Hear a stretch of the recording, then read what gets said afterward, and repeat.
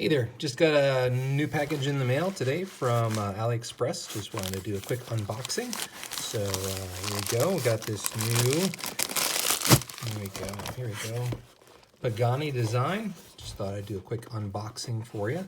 So nice box as we have right here. And it's got a magnetic clip on it to keep it all closed. Opening up, polishing cloth, which is nice. I decided to go with this, the Hulk version of this one. Take that out here real quick, and let's see what else we got in here. So we have, looks like instructions.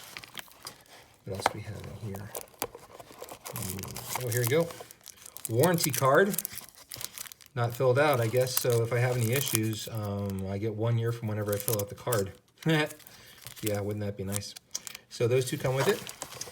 And then, here we go with the Hulk. This is all just foam rubber, or foam in there to kind of keep it in one spot. I'll do a review on this later once I get a chance to kind of take a look at it. You can see you still got all the stickers on it. And peel some of these off right here.